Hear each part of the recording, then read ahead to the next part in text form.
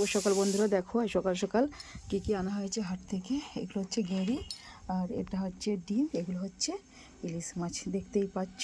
এবার আমি মাছগুলো বাছতে বসেছি, আমি মাছগুলোকে বেছে নিই তারপরে আসছি। চলো বন্ধুরা দেখো মাছগুলো আর গেঁড়িগুলো সুন্দর করে ধুয়ে ফেলেছি, এবার নিয়ে চলে যাব বাড়িতে। দেখতেই পাচ্ছ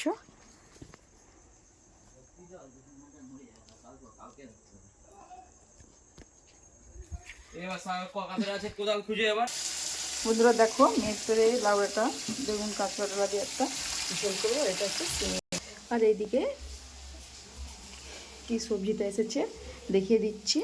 একটা বড় ফুলকপি, একদম টাঁসা ফুলকপি এসেছে সুন্দর একদম। এদিকে কলমি শাক আর হচ্ছে পালং শাক, উচ্ছে আর হচ্ছে কাগজি লেবু আর সজনা ডাঁটা। এখন সজনা ডাঁটা বন্ধুরা প্রচণ্ড দাম, এখন সজনা তাই অল্প করে আনা হয়ে। মেত্রে দেখো বন্ধুরা কাঁচা লঙ্কা দিয়ে একটা ঝোল করে দিচ্ছি,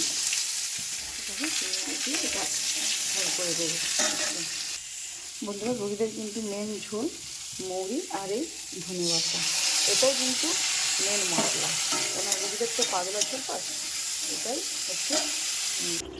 দেখো বন্ধুরা মাটিতে শিঙি মাছগুলো দিয়ে দিলাম, ঝোলটা হচ্ছে। এবারে শিঙি মাছগুলো একটু ফুটবে, ছোটো ছোটো শিঙি মাছগুলো ছোটো ছোটো পেয়েছি, কিনে এনেছি তো ছোটো ছোটো।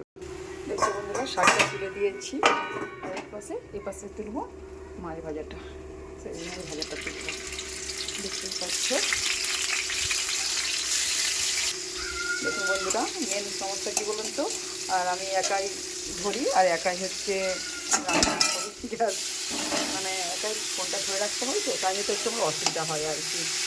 ক্যামেরা হয়তো উল্টো পাল্টা একটু ধরা হয়ে যায়, বুঝতেই পারছো। দুপুরে দুটা চুলা বুঝ করিয়েছি রান্নার ছেড়ে। আর এই মাছটা কী করবো, ওটা হচ্ছে বেগুন দিয়ে ঝোল করবো, দেখতেই পাচ্ছ।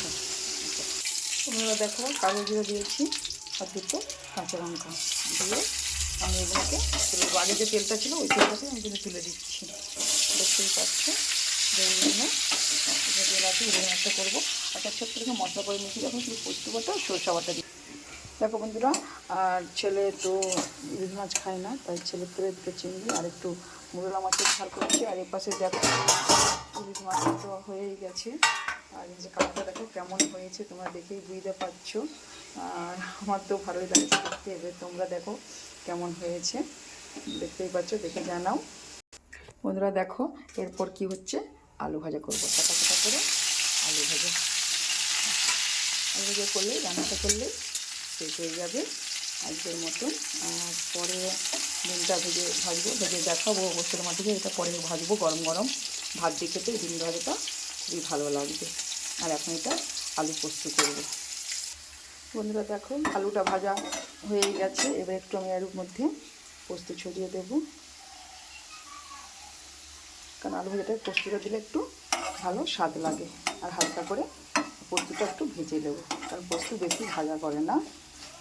মনে হয়ে গেছে বন্ধুরা। দেখো ডিমটাও ভাজা করতে লেগে গেলাম, আর অনেকটা ডিম ছিল বলে একটু রেখে দিয়েছি। আর এইটা ভাজলাম, চকলেটটা তোমার দেখাতে পারিনি কী করে মাখালাম। এটা পেঁয়াজ কাঁচা লঙ্কা আর একটু নুন হলুদ সব কিছু দিয়ে ভালো করে চকুতে হবে। চকুতে এবার একটু একটু করে ছোটো ছোটো করে ছেড়ে দিয়েছিলাম। এবার ওনাকে উল্টে পাল্টে হালকা গ্যাসে ওনাকে টেনে টেনে ভাজাতে হবে।